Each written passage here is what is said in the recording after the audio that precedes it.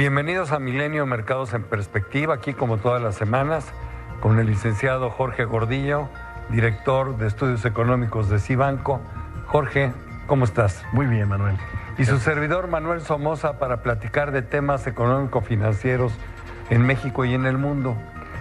Este día quisiéramos tocar dos temas. Desafortunadamente el tiempo es muy breve.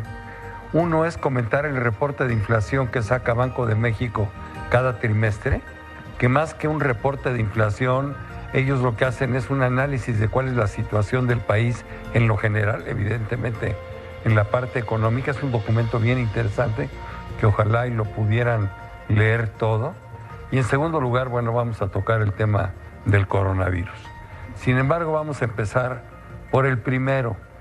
Y leí el documento de pies a cabeza y me quedé con la enorme preocupación, que la hago mía, de que México vive una paradoja.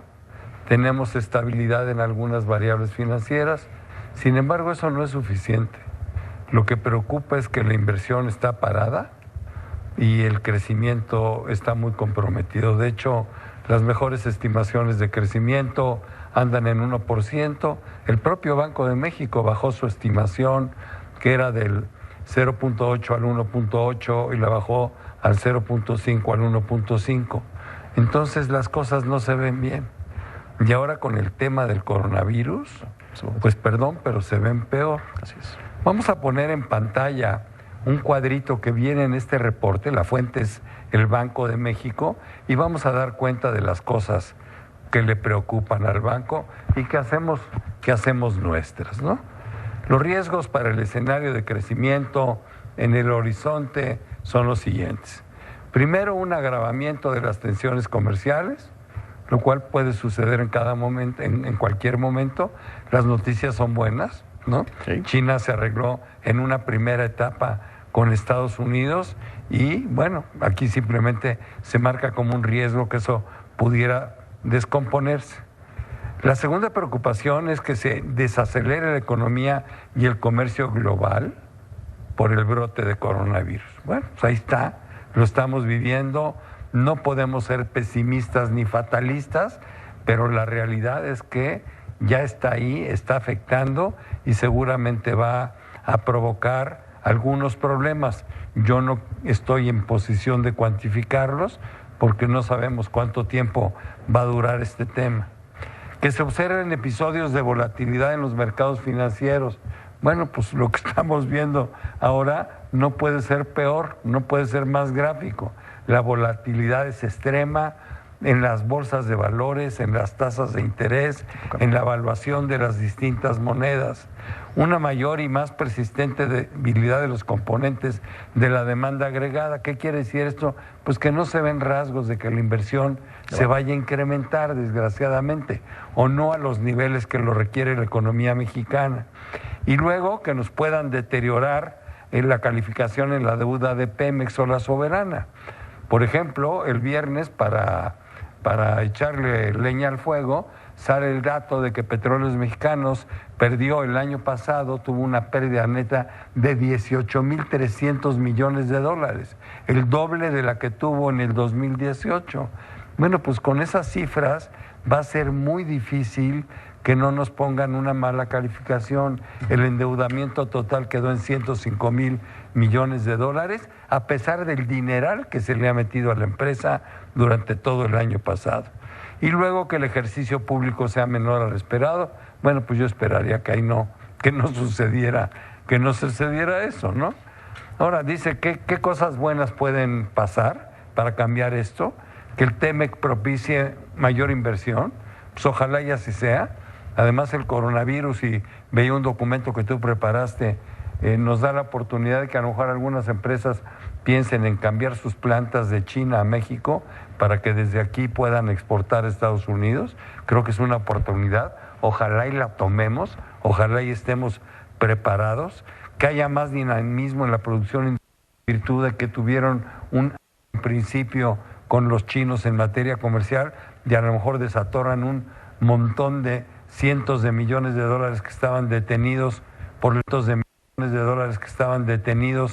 la incertidumbre de la guerra comercial, y que haya un dinamismo de la demanda agregada en México, lo cual honradamente pues lo veo difícil porque no veo que se esté detonando nada. Por ejemplo, aquí ayudaría mucho que el plan de infraestructura energética fuera un plan de veras que permitiera la inversión privada en conjunto con la gubernamental para entrarle a Pemex y a Comisión Federal de Electricidad, pero aparentemente todo apunta a que el sector privado mexicano y extranjero lo van a dejar nada más como proveedor de servicios, o sea, como hemos estado toda la vida.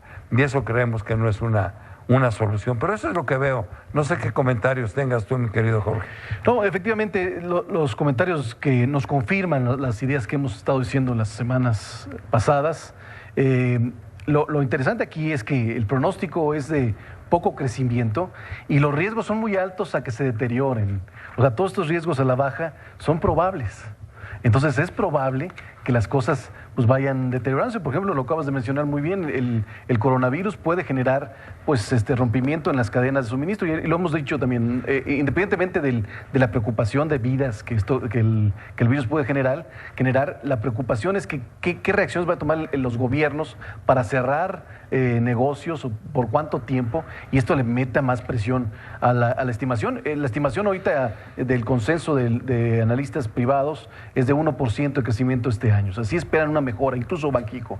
Pero con el coronavirus a lo mejor vamos a ver las estimaciones del mes que entra en 0.8, en 0.7, o sea, se van a deteriorar por esto. Y si nos bajan la calificación la segunda mitad de año, probablemente esto aumente. Entonces, los riesgos son altos. Del otro lado, sí, también hay posibilidad de que Estados Unidos genere, que los gobiernos generen incentivos para retomar la industria con este tema del virus. Y esto provoque una mayor producción manufacturera, que es la que necesitamos para que nos ayude por el lado de la demanda externa a levantar la economía, que el año pasado estuvo muy deteriorada en la producción manufacturera en Estados Unidos y nos afectó a la producción manufacturera. De acuerdo contigo, todas las crisis de repente generan oportunidades y en lugar de ponernos a llorar hay que ponernos a ver dónde está lo que podemos hacer para hacerlo mejor y para tratar de sacar este país adelante, porque el crecimiento es indispensable para dar oportunidades, para generar empleos, para que la gente viva mejor y tengamos un país más justo. Pero bueno, eso es lo que vemos en la economía mexicana. Ahora vamos a tocar el tema del coronavirus. Ha afectado seriosísimamente los mercados financieros. Lo que hemos visto en los mercados es tan grave como lo que observamos en la crisis del 2008. Lo que le ha hecho a las bolsas, han bajado prácticamente 15% desde el momento en que empezó esta bronca hace apenas 10 días, ¿no? Cuando fue ya un tema importante. Ha afectado las tasas de interés. Por ejemplo, el rendimiento de los treasuries en Estados Unidos está en 1.10, o sea, jamás habíamos visto esa tasa, ¿no? O hacía muchísimos años que no la veíamos, es un mal signo.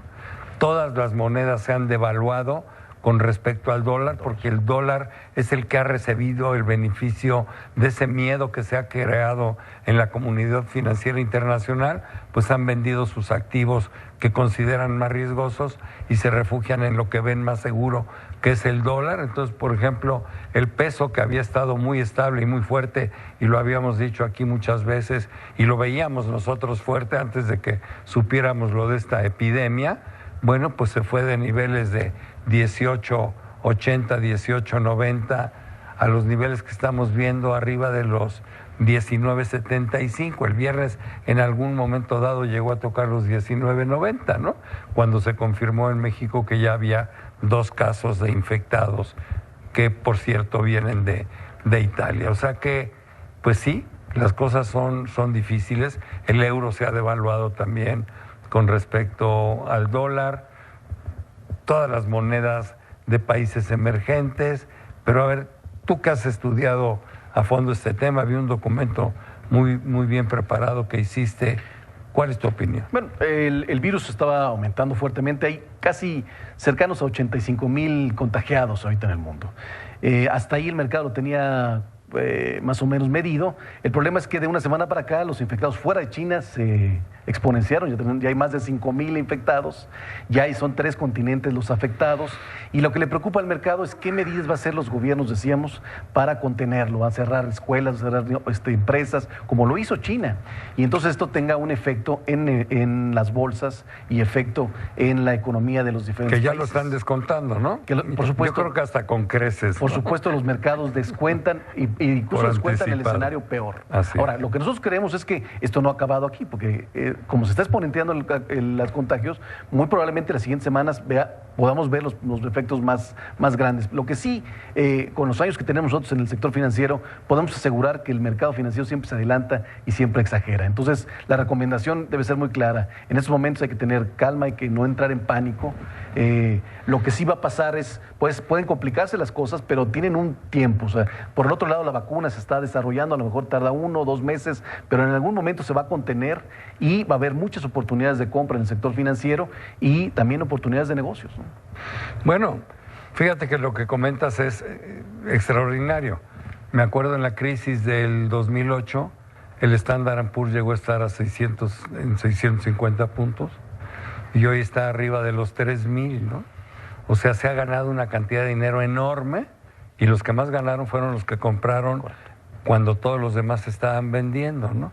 Entonces yo por eso a mis clientes lo que les digo, bueno, pues sí, esto era algo no previsto, nos agarró adentro, pues ahora lo mejor es esperar y tratar de aprovechar la oportunidad, porque la oportunidad se va a presentar, si es que no está ahí ya.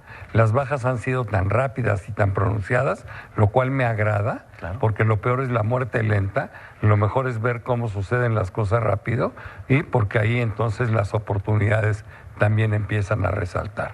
¿Tú crees, una pregunta muy de fondo, que en México estamos preparados para enfrentar esta crisis sanitaria?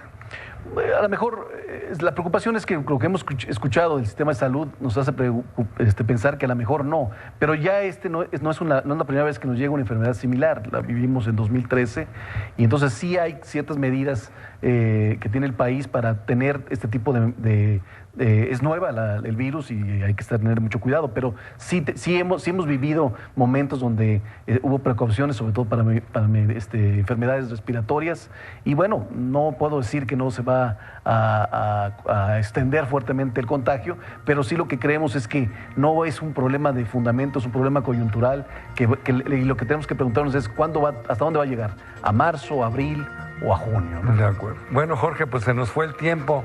Muchísimas gracias, pero sobre todo gracias a usted por estar aquí todas las semanas con nosotros en Milenio Mercados en Perspectiva.